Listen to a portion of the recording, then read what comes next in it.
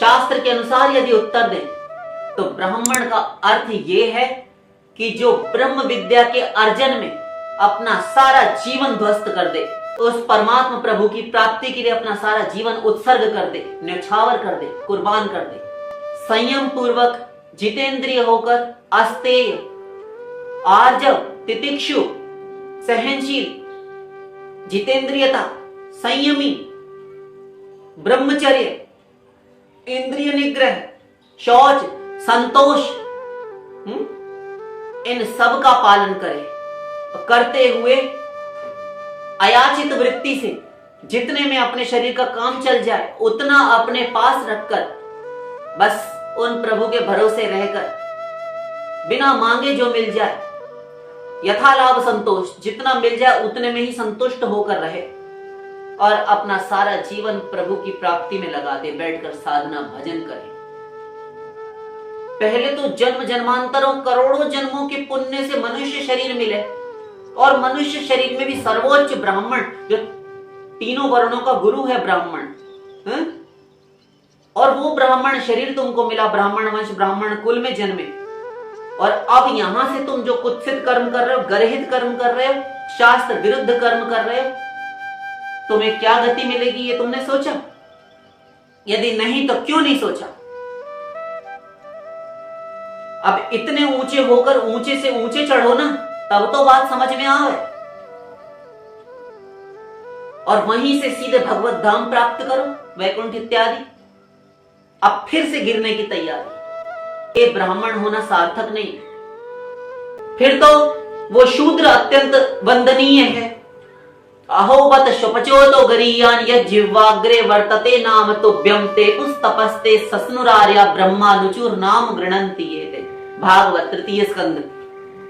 देवहूति माता कपिल देव जी से कहती हैं कि वो प्रभु, वो चांडाल शोपच भी घोर नीच जाति, शूद्रों से भी बहुत निम्न होता है शोपच, शपचो तो गरीयान, वो चांडाल भी वंदनीय है।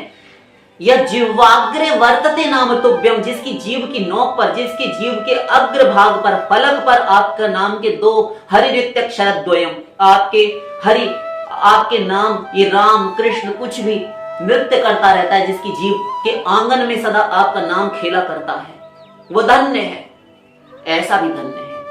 पुरुष नपुंसक नारी वा जीव चराचर कोई, राम कहते हैं पुरुष हो, नपुंसक हो, नारी हो, कोई चराचर का जीव हो, सर्व भाव भजी कपट तजी मोहि परम प्रिय सोई।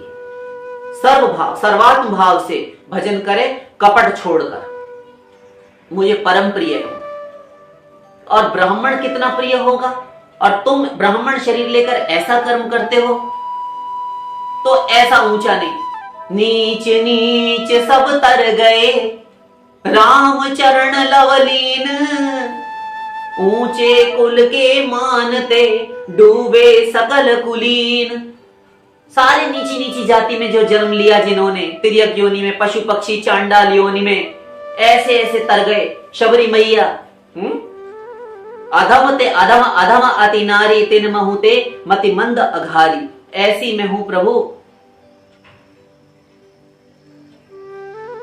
ऐसी नारी भी तर गई। माम ही पार्थ व्यपाश्रित ये भी सिर्फ पाप योनया।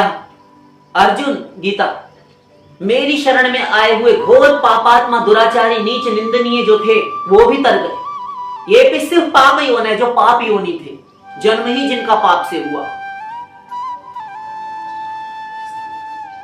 ऐसे ऐसे भी तर गए, वो भी मुझे प्रिय हैं। किंतु जो ऊंचे कुल के मान में, घमंड में चूर थे, मद में अंधे के, हम तो ऊंची कुल बिरादरी गोत्र के हैं, ये भगवान का नाम, प्रभु का जाप, ये माला फाला हमसे नहीं होता।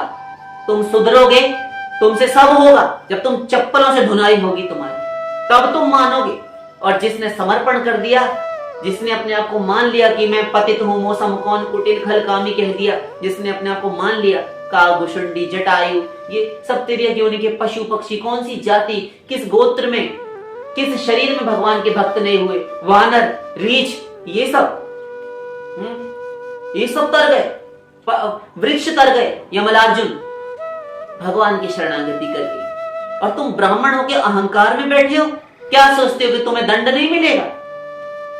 हो तो तुम मनुष्य ही, अभी तो तुम मायाबद्ध हो।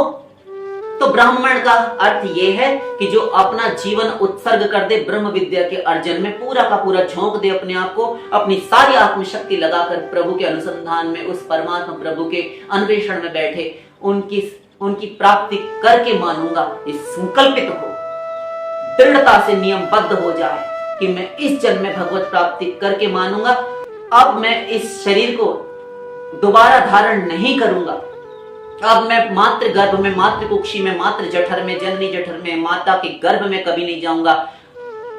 अब मुझे इस जन्म मृत्यु रूप संसार चक्र में, भवखंड में नहीं पड़ना, ऐसा कुछ करूं। ये अच्छे इरादे, नेक इरादे लेकर प्रभु की शरण में जाए, ये आवागमन से मुक्ति मिल जाए, उसे कहते हैं ब्राह्मण। तब तो ये ब्राह्मण का चोला धारण करना, चोला ये शरीर धारण करना सार्थक हुआ, अन्यथा सब बेकार।